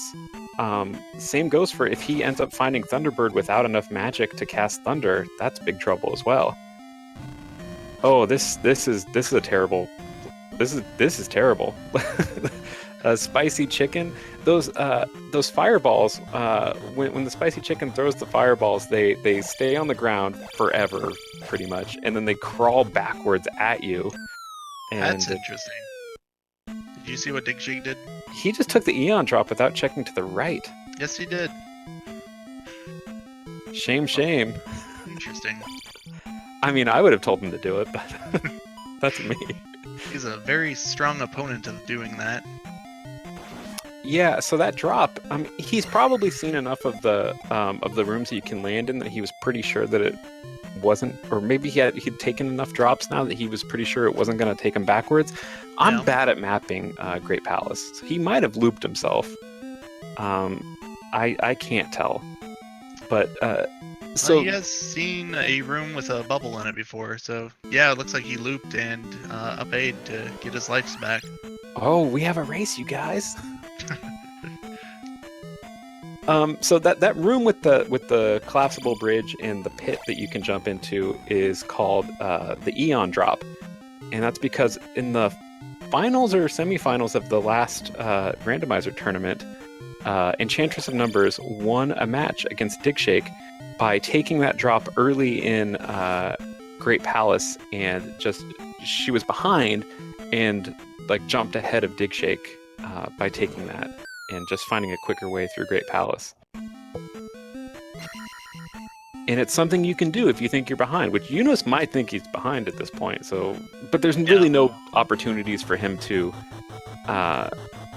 take unnecessary drops and gain an advantage, I don't think. The Yunus does actually need to still pick up the Thunder spell. So. Oh dang. Okay, so he's not going in just yet. Yeah. Looks like he may not be 100% sure where the town is. It's been a long time since he's seen it. Yeah. So some players make maps. Some players probably made maps at one point and have just developed enough memory of Randomizer to be able to play efficiently without making maps. But it is often good, even if you're not taking a detailed map, to at least put the locations of places that you are likely to need to find again, like the early spell towns. Because you can save yourself 5 minutes at least sometimes, like not hunting around West Continent looking for a place that you already know the location of it, or should have. Decided he is done fighting chickens. He's just gonna power through them. Not sure if he cast shield before doing that or not, but he only took 3 bars of health just completely ignoring that chicken. Yeah, he took a lot of damage fighting it before, and maybe worse, like took a lot of time. But now, I mean, he's dead again. I mean, not dead, but pretty low. And that health spell sucks, dude. That life spell does 2 boxes. Oh yeah, I didn't notice that earlier, but you're right. So I mean, that is something that's randomized. Sometimes you get a glorious life spell that like heals you up like 6 boxes, and it's cheap and it's incredible. And then you just damage boost through everything. But in vanilla, it's not even worth 3 bars, and in randomizer, if you check the box, it's 1 to 4. Mm-hmm. So there's only like a 25% chance of it being in your favor when it's randomized, and like if it's any less than 3, it really doesn't feel worth it to cast it. Yeah, it never gets that cheap usually. The spell costs, the spells have set costs in vanilla for each magic level that you take, and it's not linear in any way. It's just assigned numbers on a table. And so when you take a magic level, it rolls the cost of the spell to be 50% more or less than the vanilla cost of the spell at that level. But if it would be more expensive, it just keeps it at the same price. So you have a pretty good chance of your spells going down in cost. And so spells in this game tend to be a bit cheaper than they would have been in vanilla. I believe Yunus took that left and fairy room without going to the right. All right. That didn't save him a lot of time, but saves him, I mean, anything at this point. What he might need, honestly, is to... Oh, man, their life and magic are the same. Oh, well, taking a death is not going to help. Fairy is good. Oh, he touched it. Nice. I mean, it would be probably the most likely scenario is for Dig Shake to game over and have Yunos be in the lead. But I don't know how he's going to end up deep in this great palace with significantly more life or magic than Dig Shake. Yeah. It's probably going to be hard for either one of them to actually find Thunderbird and not already be dead. Because this is a challenging great palace. It might take him a couple practice rounds to find the safest strats to get through these rooms, because they've seen these rooms, but they haven't seen them with this exact enemy layout. I feel like every time that I shuffle the beam sword, like there are some enemies that it also shuffles their projectiles as well, and these Octoroks in here, or ropes rather, are they're shuffled, and usually they're spitting fireballs, but today it looks like they're spitting rocks, and that always like psychs me out into thinking that I can block it with my shield. Oh right, yeah. So normal ropes do spit rocks, but these ones are spitting fireballs, so I think they're the normal ones when I see that. And then you just try to shield them. Yeah, that's really dangerous. When you're using the pallet shuffle, you'll instinctively try to block stuff that's unblockable. That's like the reason I don't ever use that flag, because that always gets me. Yeah, I don't even use the randomized beam sprite because it throws me off too much. Well, that's the same one. Like if you randomize Link's sword beam, then it randomizes the rocks and stuff that enemies spit. True. Yeah, I mean, the reason why I don't do it is just because Link's beam kind of trips me out. And the unfortunate thing is that Dig Shake put that feature in there specifically for me, but I was requesting that I get Doomknocker hammers that are as durable and dangerous as Doomknocker hammers, because I wanted to give Link a buff. Like, I didn't want it to just look like a Doomknocker hammer. So Dig Shake is, I believe, trying to spawn a magic jar right here and getting bad luck. So this location can have a red jar, which is full health or full magic refill, or a bird knight, and it's just a 50-50 shot straight up, and he keeps rolling heads when he needs tails. Everyone spam your Buzz Thunder emotes here for Kingbot. There we go, we got the magic.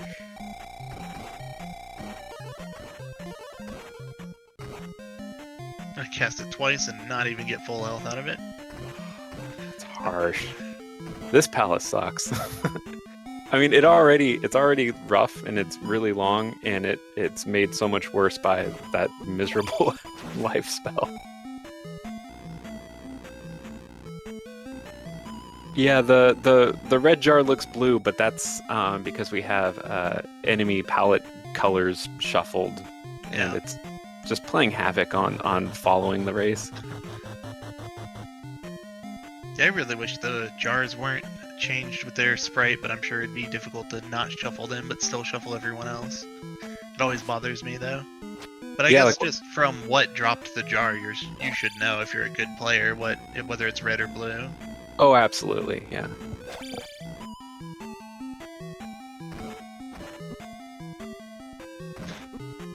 These skull heads also shoot fireballs in Great Palace when they normally shoot rocks. And I mean, these rooms, when you have like the sine wave unicorns and then the stupid bone head things and a bunch of blocks you gotta dig through, just... it's not easy. Like, I'm so glad I'm not playing this right now. Yeah. I mean, so if you're a new player, there's Yunos got first. It looks like he got first guess on that jar, so that saved him a little bit of time. There's presets in the randomizer, I believe. I'm on a Mac, so I can't actually use the randomizer. I have people make my seeds, but I believe that there's settings for like kind of, you know, easy, medium, and difficult flags, or you can select the Swiss tournament flags, and a lot of those are a lot easier to play than this. Like, you'll start with the candle. If there was a small enemy before, there'll still be a small enemy, but it'll be like just a different small enemy.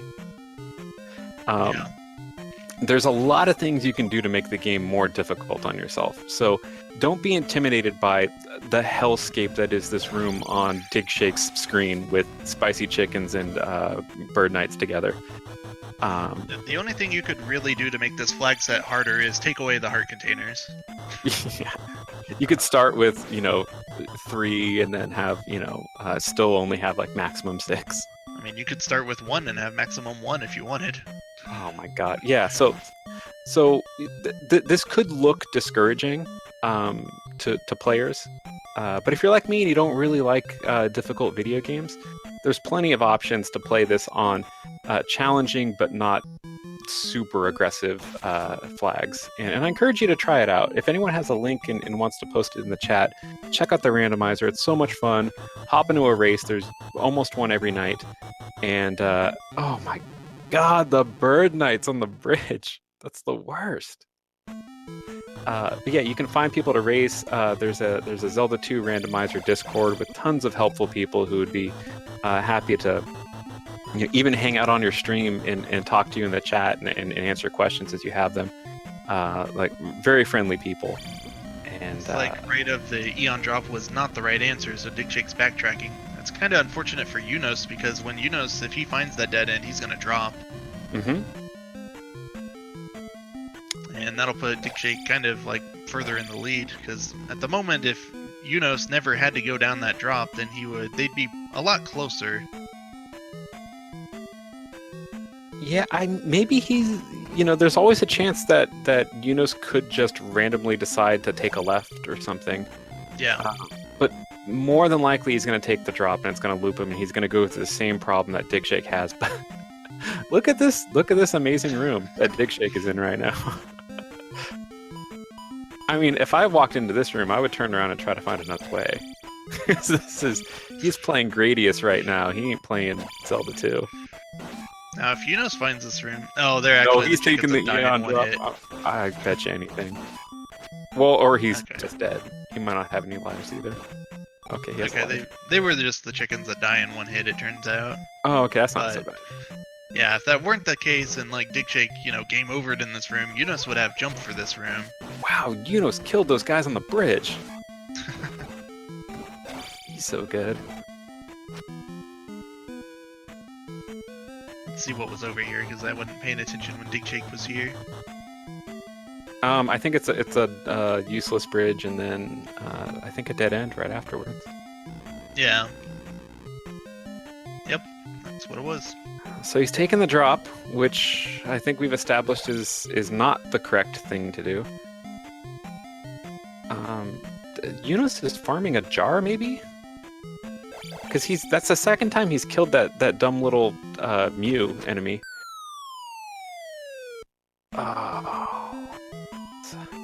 Oh, Dig Shake just took a drop, so he's probably finding Thunderbird. Or not? How big is this palace, man? So glad I don't play on full grade palace. This is incredible. I mean, this is great though, because large great palace can really help someone like Yunos who was significantly behind make up time. It gives you a chance, because at any point the leader can just die from damage and or not be able to defeat Thunderbird because they don't have enough magic because it was so difficult to get through, and then they have to restart. So this could equalize things. And lucky, both of these players are very skilled at combat, so it's like they have a fair chance, each of them, and the combat's what's going to win out, I think, here. Like how safe can you stay by killing efficiently?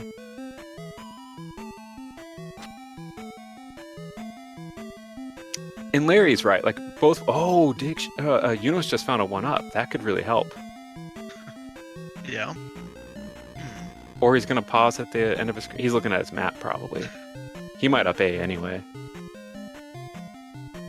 I think he found out that he must have looped. So we're kind of back where we were, and oh well, here's T-Bizzle. Thunderbird. Let's see how this goes. I mean, I don't suspect that Dig Shake is going to have any trouble defeating Thunderbird. And I bet you anything, Dark Link is one room away, because we've seen just about everything this palace has to offer. So yeah, unless this Dig palace Shake is huge, but we've seen most of it. Unless he just straight up dies to Thunderbird or Dark Link, he could have this in the bag now. Yeah, I didn't see if he has any extra lives left. He might not.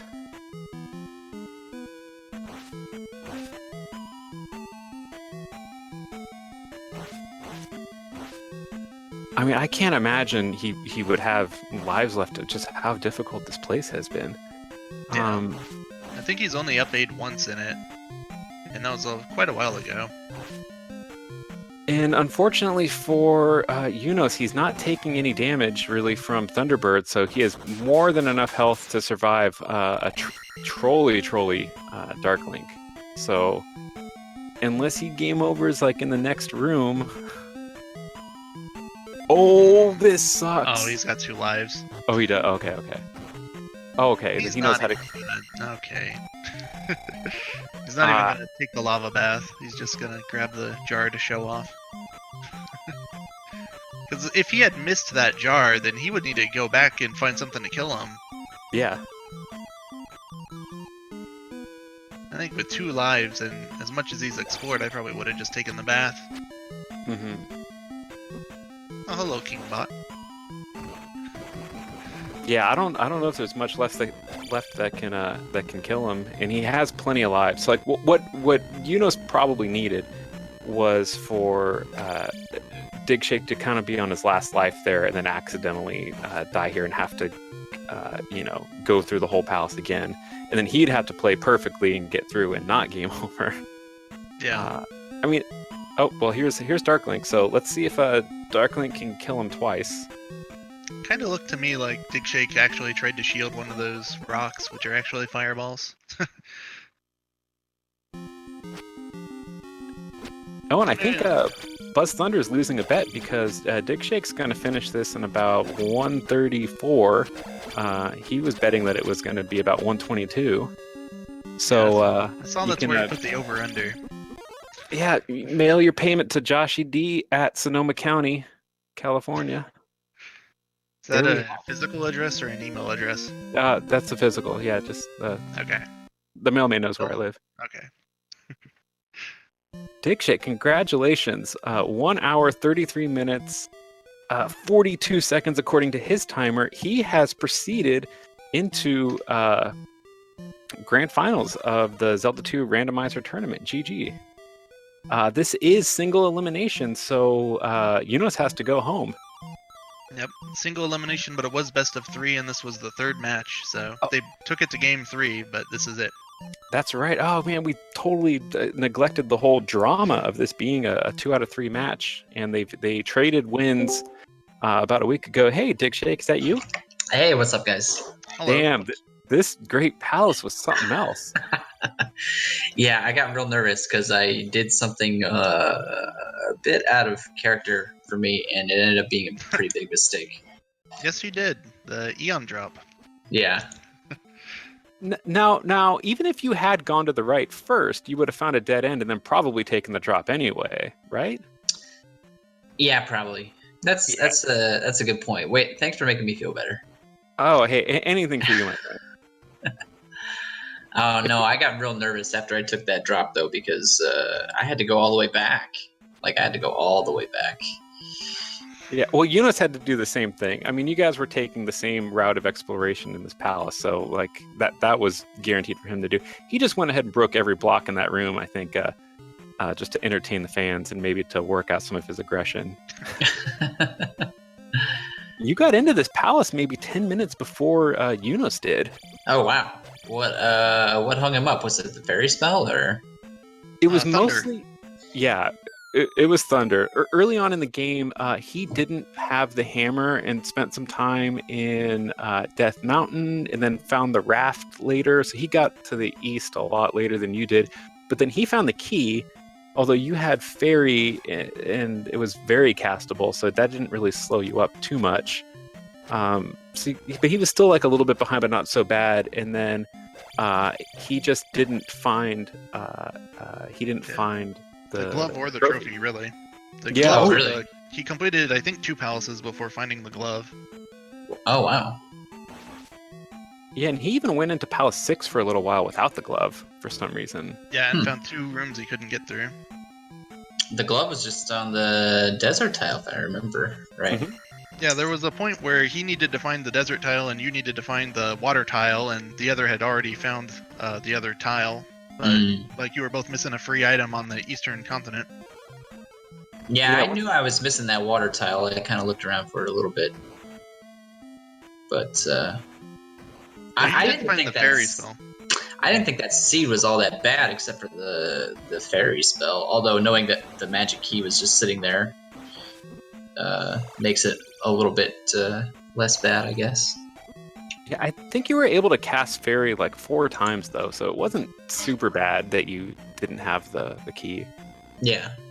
Yeah, I was doing all right without it, so. Yeah, I think he needed that to trip you up a little bit more than it did, and it was just really unfortunate that he found the water. He either found he found like the kid, and so he went to Darunia, and then he went to Maze Island and checked those places to try to find the trophy. So he just it was just lucky that like the palace order that you had chosen led you to the spell item that you needed, and he was just digging through palaces and looking in like all the right places, except they weren't the right places. Yeah. Which is a really typical thing to happen in a randomizer. You know, it's like the one kind of randomy thing that, you know, you're making decent choices, but if they just happen to not be the right choices, they can cost. You do have to get lucky. I mean, that's just a fact. You got to get lucky sometimes to win these races. So, sounds like I got a little lucky this time. Although I'm pretty happy with how I played, except for the Eon drop. That's my one regret this season. Yeah, I mean, I wouldn't feel too bad about that because, you know, there wasn't, I don't think, nearby really like the alternative choice. Like it still seemed like a good idea. You know, you went right, it was a dead end. Like, you know. Yeah. Why not? I was probably gonna game over anyway because I was on my last life due to a unfortunate dip in the lava, and I didn't have enough magic to cast Thunder, so it would have been bad if I found Thunderbird anyway.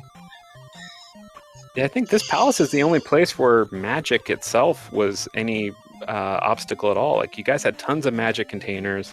Both your levels were really good. Mm-hmm. You know, fairy wasn't expensive. Life sucked anyway, so why cast it? And except in GP where like you actually kind of needed it, and it only does two boxes of health. That kind of sucks. Yeah. Yeah. Although health wasn't really that much of an issue, I didn't feel like. I mean, not until you got in here, though. I mean, there's a lot of bird knights. Yeah, it's pretty gross rooms. Those yellow ones were very strong as well. Wow, which ones are the yellow ones? I mean, all these crazy colors you guys got. Yeah, we wanted to give that a try. That's pretty fun. See how it worked out. The only downside is you can't see what you pick up in the dark, but it wasn't that bad, I guess. Well, luckily you guys had to like press start to look at it, so we got a chance to look at it too. And it almost made it easier for us to spot it because, but by the time you opened up the menu, you'd already gone like through a fanfare, and that gave us enough time to pay attention and notice that you picked something up and look at it. Yeah. Yep.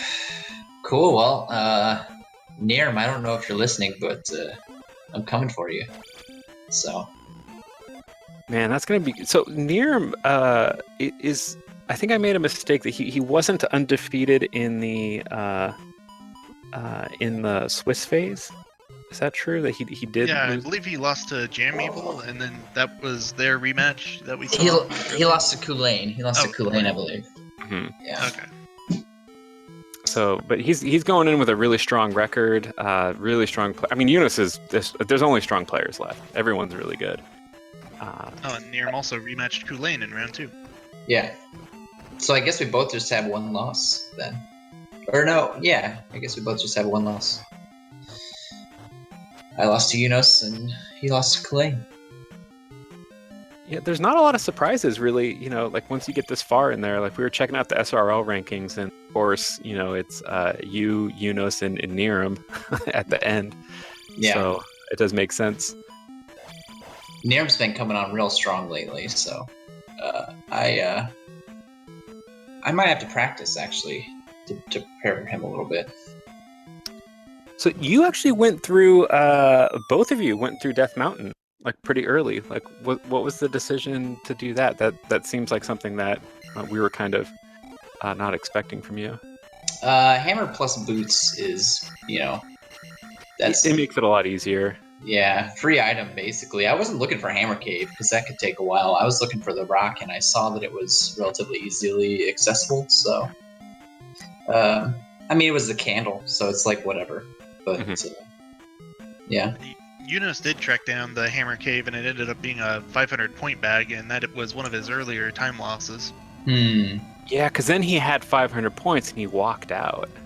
Oh, okay. And he didn't have the hammer either, so there wasn't anything else for him to do in Death Mountain. So that's maybe a questionable thing.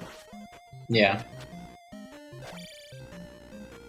Yeah, on these seeds, well, this one in particular, even, we've been getting closer to 100%ing these things. It looks like Yunus darn near 100%ed it. Yeah. Yeah, he was just missing the magic jar in Pella 6. I think that you were close to that. You didn't get the item out of 5, but you found the room, and you also didn't get the same jar in 6, or the point bag in Death Mountain. Yeah. Yep. Interesting that you guys took like pretty different paths, but ended up both getting basically everything in the game. Yep. Well, Yunus and I feel like play the meta pretty similarly, so that's why our routes look pretty similar. Usually, I don't know what happened this race, but Nirm I feel like has some pretty different meta, so it would be fun to watch him and I race. I think for that reason. Yeah, I mean, you guys had like reliably same meta in the palaces. It was really just a matter of like, which cave did you do on West Continent first? Because like he didn't have the hammer going into Death Mountain, for instance, and just like, do you go north or south? You'll find things in a different order. Like he, found the key, and you just went there later. So it wasn't.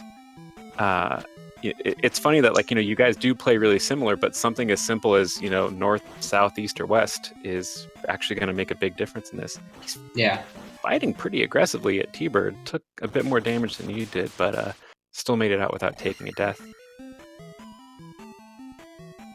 Oh man, those rooms in between T-Bird and Darklink were just excruciating because it's like I don't know where Yunus is, so I'm thinking with the long GP I had, he's right behind me or whatever, and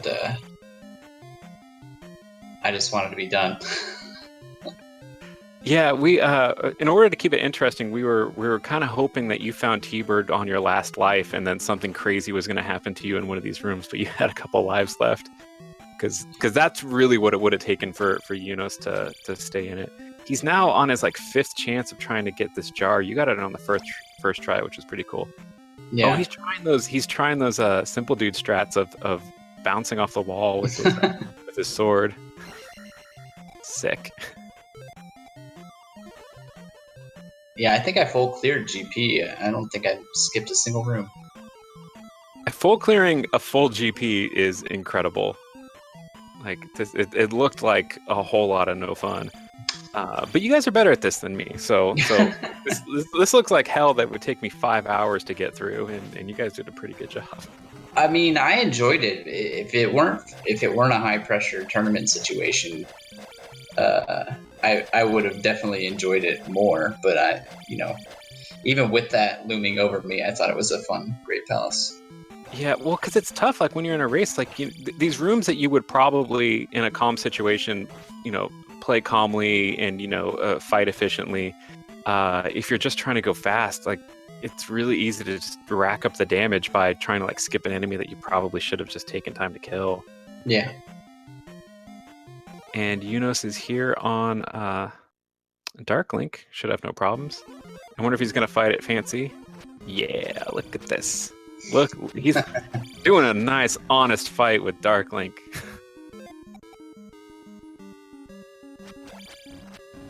So, I mean, the tournament's shaking out to be pretty good for me, because if you go ahead and beat Nirm in this 2 out of 3 match in the finals, I will have only been defeated by the champion in the tournament, which makes me look really good. For all we know, Joshy D could have gotten second if the bracket was seeded differently. Maybe you and Yunos should race and see how you stack up. Oh, I'm retired. I'm going out with my tied for 5th. As good as I'm ever gonna do. No, if you watch the match versus Eon, you can see like the 3 major mistakes I made that helped me win. Like missing the simple jump in Palace 4 that took me to the boss. It's good stuff. I see people talking about a 3rd place match. I feel like that's probably a possibility between Yunos and Jam. Oh, that'd be really cool. I think that's something that has a pretty decent chance of happening. I think that the finalists should call that one. Oh, that's an interesting idea. Yeah, you guys should get in there. Yeah, and mock your fallen foes. Yeah. GG Yunos. I mean, I think that these are both, like really great times for, as you say, like not being a trolley main game, but being a very challenging Great Palace, long and filled with terrible enemies. Welcome, Yunos. Hi. Hello. What's happening? Yo, good game. Yeah, GG. What got you hung up? I guess one of the things that got me hung up was... Wait, how did that end up going? I don't even remember. I got the Grand Palace, man. I think I up 8 in the spot, or I forgot. No, I think in the long run, I think what it was is I just missed remembering where like one of the elevators was, and so I had no idea where I needed to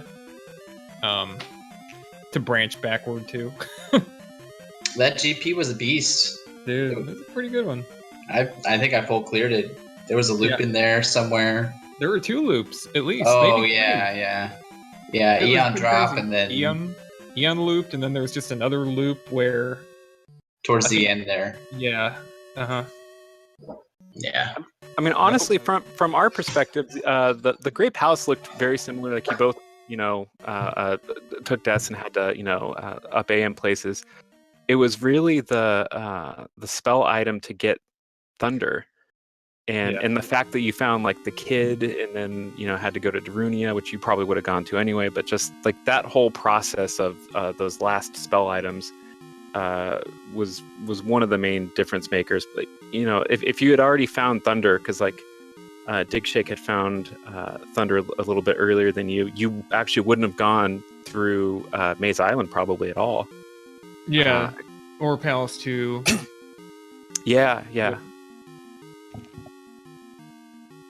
The second time. Yeah, but I didn't play all that well. The Death Mountain sucked. It was an easy Death Mountain, but coming out of it with a 500 bag was pretty worthless. Yeah, that was an unfortunate find. Digshake had found the hammer before you at that point, so he was able to get Spectacle Rock, and then I don't think he actually went into the hammer cave at all. Yeah. Finding the hammer first was great. I found that in the reverse order. That was the last thing I could find on the continent before I was locked up, and then of course the hammer unlocks 2 more spots. Mm-hmm. So I backward order, Yeah, so you kind of fell behind early, and then it was a game of catch up, and then we were really rooting for you to find the Thunder just to tighten it up a bit more. But then Great Palace ended up being more or less an equalizer. It took a long time for both of you. Digshake was in there quite a while before you got in there, and you didn't finish too far behind. So I think you probably gained time in Great Palace. Yeah, maybe. It was a long Great Palace. I feel like I was in there for like half an hour. Yeah, it was close to that. Yunos, the chat asks which body spray you use. What's your brand preference on that? Chat wants to know. Do they have any other questions? They're asking like what the schedule is. They want to know if you'd be open to a third place race versus Jam. Yeah. I think that'd be really hype. I'd love to see that. I don't know if Jam is anybody's approached Jam about that yet, but we can ask him and see. I mean, he better. He better do it. I can pull up some text somewhere that talk about the bronze medal match for the Z1 randomizer, where he said they better have to play for that. So he's in now. Yep. All right. Well, that's settled. Well, I'm really looking forward to that one. I think that'll be a great race. I hope I get to see that. I think it'll be good for the community too, to just have one of these high pressure, high profile but fun races. In the end, it doesn't mean much. Right. So yeah, I think that'd be really great. I don't know what time Feasel's going to kick us off speed gaming, so we should probably wrap up the post interview unless anyone has something to say. Good luck with Nerm. Yeah, thanks, man. I really didn't want to have to go up against him, so I was ready to lose. Plus, I've got money on my bracket predictions, which are still good. Yeah, well, so when people submitted predictions, I looked at them and somebody had submitted exactly what I would have, and it was you actually. So I'm rooting for your bracket prediction too, because that's exactly what I would have submitted. Yeah. I outplayed your bracket prediction, buddy. Yeah. Well, punch. All right. Yeah. We'll see if Jamie wants to do something silly like a 0 gem bronze medal match to like open up the finals or something. Yeah, that'd be great. That'd be cool. Yeah. All right. Cool. Well, yeah. I hope everyone looks forward to that. We'll be advertising that in the Discord and on Twitter if you follow the racers. Thanks so much to Feasel and Speed Gaming for providing us a place to show this semifinals match of the Zelda 2 Randomizer tournament. Looks like Nightbot's got the links for us, so you can go to the challenge page to find out race time schedules. I have been Joshy D. This is the Countess. Hello. And that was Dig Shake and Unos playing in the match. Congratulations, Dig Shake, and we'll see everyone soon.